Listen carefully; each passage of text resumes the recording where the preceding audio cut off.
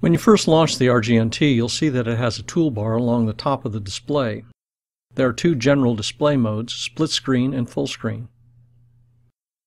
If you are in split screen mode, you'll see the color highlight control panel along the right edge, along with its Apply Changes button in the lower right corner.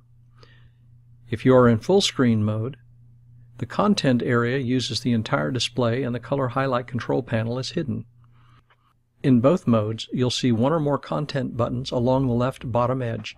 The toolbar is unchanged by the screen display mode. The toolbar contains a number of buttons arranged in 5 functional groups. The first group, which is comprised of the first 3 buttons, is the chapter navigation control.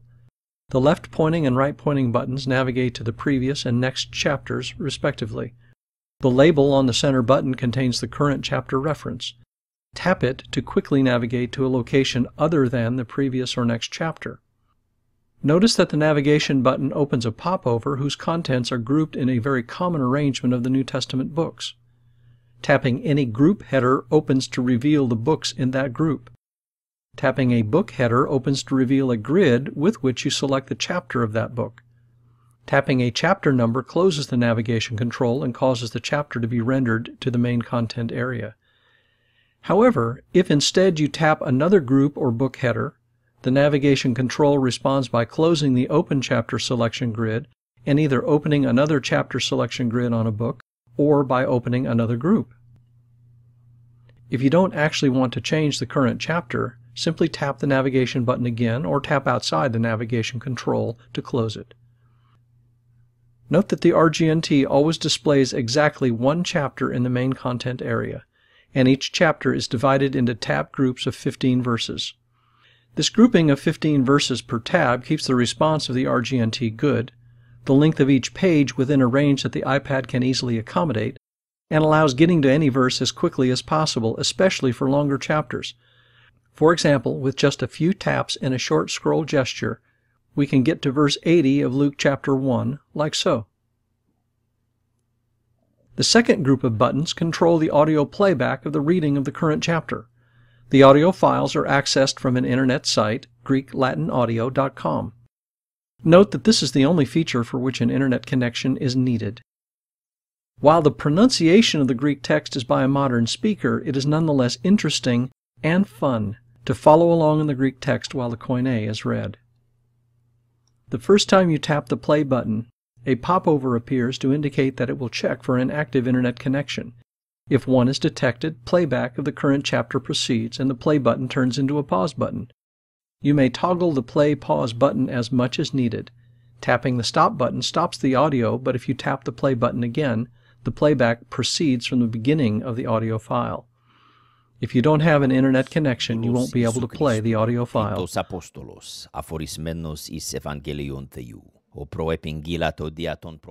The third group is the single button that toggles the split screen, full screen modes. The fourth group is the single button that activates the tag key popover.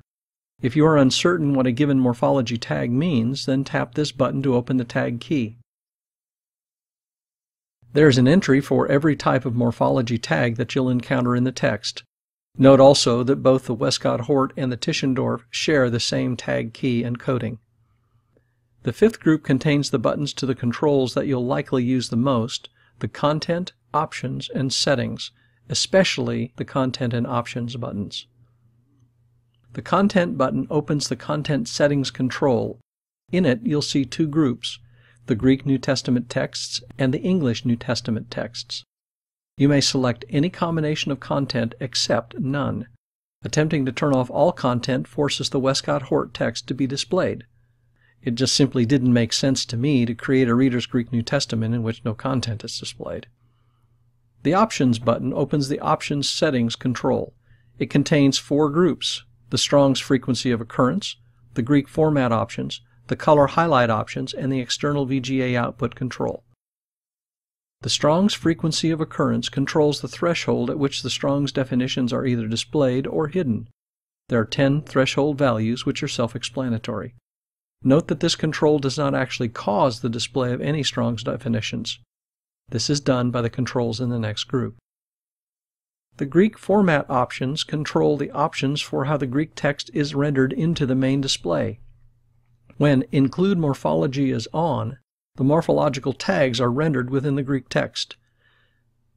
The Include Strong's Short Gloss and the Include Strong's Long Gloss controls enable the display of the Strong's definitions at the current value of the frequency of occurrence threshold. Note that the Strong's definitions are displayed only when enabled, regardless of whether you've enabled the display of any Greek content. Also, you may turn on either Strong's option or both off, but you can't turn both on. Attempting to do so causes the last one tapped to become active. The color highlight options control whether any color highlighting is actually rendered within the Greek text. The color highlight control specifies the colors to be applied, but those colors are applied only if the Enable Highlight control is on. Turning this control off does not change the color selections you've set up in the color highlight control, as you see here. The last control in this group, the Include Untagged Greek Text, needs a little explanation. During development and testing, it became evident that while including the morphology tags adds valuable semantic and syntactic information, it does so at the expense of simple readability. I found, as did many of my beta testers, that it can be quite challenging to read the Greek with all the morphology tags in the way, so to speak. So I added a mode that displays both the tagged and the untagged Greek text. When turned on, the untagged text is rendered first, followed by the tagged text. This rule applies to either or both the Westcott-Hort and Tischendorf texts. Note, though, that if you have selected to display both, and you turn on the Include Untagged Greek Text control, then you'll have 4 total copies of the Greek, 2 tagged and 2 untagged, in each version. This option has no effect on any English translation that you may have selected in the Content Settings control. The external VGA output feature was designed and implemented for the benefit of those who teach Greek or otherwise need a means of displaying the Greek text. This option requires the Apple VGA connector, and this works on the original iPad. To use it, simply plug in the adapter and turn on the feature. Anything that is on the display is mirrored to the VGA-compatible device attached to the connector. Note that there is a small time delay between the action on the device and the time at which the action shows on the external monitor. I've prepared a separate video to demonstrate this feature, real-time VGA output.